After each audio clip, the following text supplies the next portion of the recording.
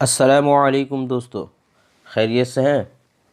आज से class 10 Bihar board की जो बुक है उससे सवालात लेना शुरू कर दिया हूं और उम्मीद करता हूं कि आप लोग बखूबी देखेंगे। और एक सवाल का मैं जवाब यहां पे दे दूं। बहुत सारे साथी ये पूछ रहे थे कि सर हमें इसका पीडीएफ कैसे मिलेगा, तो मैं उनको बता दूं कि इसके लिए मैंने जो है ना टेलीग्राम पर अपना आईडी क्रिएट कर लिया है और उसमें भी वहाँ पे भी नाम है उर्दू क्लासेस। आप वहाँ जाएं और वहाँ जा कर के हमसे जुड़ सकते हैं। तो चलिए, आज का पहला सवाल है, शबनम कमाली का असल नाम क्या है। यानी कि लोग जो है इनको शबनम कमाली से तो जानते हैं, लेकिन इनका असल नाम से बहुत सारे लोग नावाकिफ़ हैं। उनका नाम क्या है? मुस्तफ़ा रज़ा, अहमद रज़ा, मोहम्मद रज़ा, मोहम्मद खाकानी। तो उनका सही नाम है मुस्तफ़ा रज़ा। अगला सवाल है, कमाली की पैदाइश कहाँ कब हुई थी। यानी कि सन्ने पैदाइश कमाली की क्या है? 1938, 1957, 1954, 1956। सही आंसर है हमारा 1938 के अंदर वो पैदा हुए थे।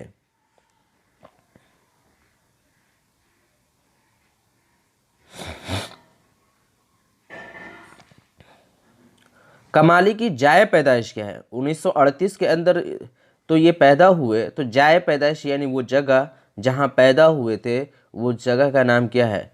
सीतामढ़ी, समस्तीपुर, मुजफ्फरपुर, रामपुर। तो सही आंसर है हमारा सीतामढ़ी।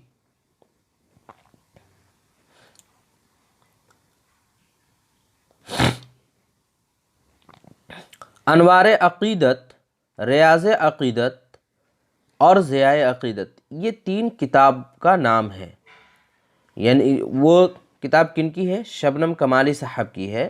अनवार अक़ीदत, रियाज़ अक़ीदत और ज़ियाए अक़ीदत इनकी तख्लीक़ है। पर ये किस सिन्फ़ से ताल्लुक़ रखते हैं? यानी ये तीनों किताबें सिन्फ़ इनका क्या है? अफ़साना है, गज़ल है, नज़म है, कहानी है, नात है। सही आंसर है हमारा नात शरीफ। यानी कि ये तीनों सिन्फ़ें जो है ना नात शरीफ से मुताल्लिक़ हैं। तो ये पता चलता है कि शबनम कमाली साहब बहुत ही ज़्यादा नात शरीफ लिखा करते थे। हाल और काल का मतलब क्या है? हाल और काल। हाल का मतलब मैं बता दूं कि हालत होता है, और काल का मतलब होता है बात।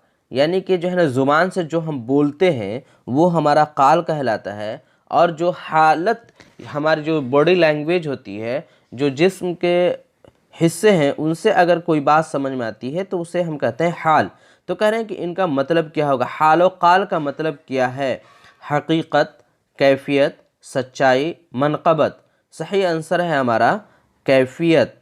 यानी हाल और काल यानी कभी जो है ना हम बोल करके किसी चीज़ को कैफियत को समझते हैं, या जो है सुन करके, या कभी जो है ना किसी चीज़ को देख करके। तो वो 2 तरीक़े हैं समझने के। तो कैफियत हमारा सही आंसर होगा। बेनवा का माना क्या है? नवा सदा, और बेनवा का माना क्या है? शोरगुल, संजीदगी, खामोश, जंजीर। सही आंसर होगा खामोश हमारा।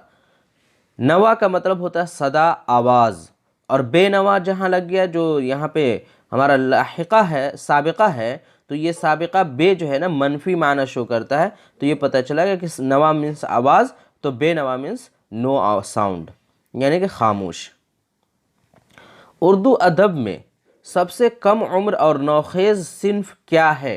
कौन सा ऐसा सिन्फ है जो उर्दू अदब में अभी नौखेज़ यानी कम उम्र माना जा रहा है या तसव्वुर किया गया है?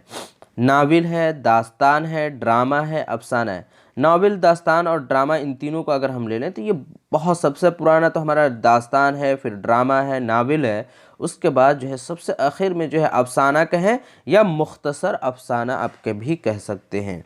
सही आंसर अफसाना हुआ। उर्दू अदब में अफसाना किसके ज़ेरे असर आया? यानी कौन से अदब के ज़ेरे असर आया? किस अदब से मुतासिर होकर के उर्दू अदब के अंदर आया है? उर्दू अदब ये तो हो ही नहीं सकता, क्योंकि अफसाना तो उर्दू अदब के अंदर आया है। तो ऐसे ही ये ख़त्म।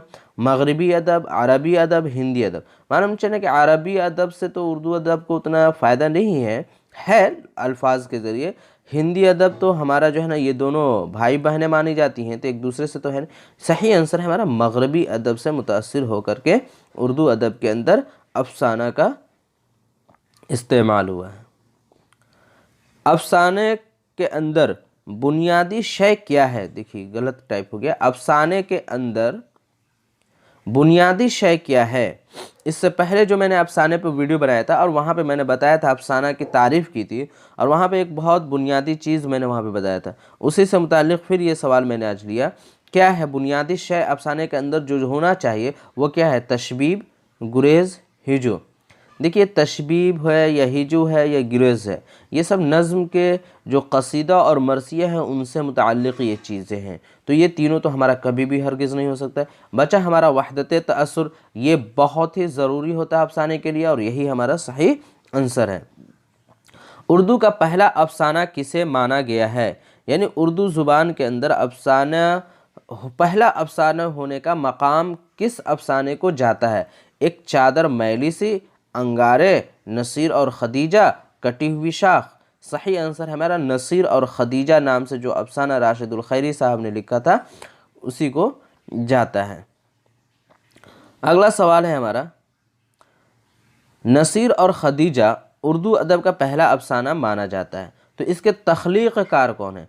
तख्लीक़कार का मतलब हो गया कि लिखने वाले कौन है? सज्जाद ज़हीर, नियाज़ फतहपुरी, राशिदुल खैरी, रशीदा जहां। सही आंसर है हमारा राशिदुल खैरी। नसीर और खदीजा की सन्न इशाअत क्या है? यानी नसीर और खदीजा जो उर्दू अदब का पहला अफसाना जिसे माना गया है, इसका सन्न इशाअत क्या है? यानी किस सन में, किस साल ये अफसाना शाये हुआ? 1936, 40, 35, 42। सही आंसर हमारा 1936। उर्दू के अव्वलीन अफसाना निगारों में सबसे अहम नाम किनका आता है? अव्वलीन अफसाना निगारों यानी कि अफसाना की जब से शुरुआत हुई है तो उनमें सबसे अहम नाम किनका है? राशिदुल खैरी, प्रेमचंद, सज्जाद ज़हीर, शबनम कमाली। सही आंसर हमारा प्रेमचंद। शबनम कमाली का ताल्लुक़ किस सूबे से है? अभी मैंने इससे पहले बताया था कि शबनम कमाली पैदा जो हुए थे वो कहाँ पैदा हुए थे? बिहार के अंदर, सॉरी सीतामढ़ी के अंदर हुए थे। तो सीतामढ़ी कहाँ है? ये सीतामढ़ी हमारा ये बिहार का एक हिस्सा है, तो हमारा क्या हो जाएगा? बिहार हो जाएगा। और यूपी में एक हमारा जो है आता है तो वो होता है सीतापुर। यहाँ पे बहुत सारे लोगों को कन्फ्यूज़न होता है सीतापुर और सीतामढ़ी। सीतापुर हमारा यूपी में है और सीतामढ़ी बिहार के अंदर है। तो चलिए ये रहा आज का हमारा आखिरी सवाल। अगर ये सवाल अच्छे लगे हों तो लाइक कीजिए और दूसरों तक शेयर कीजिए।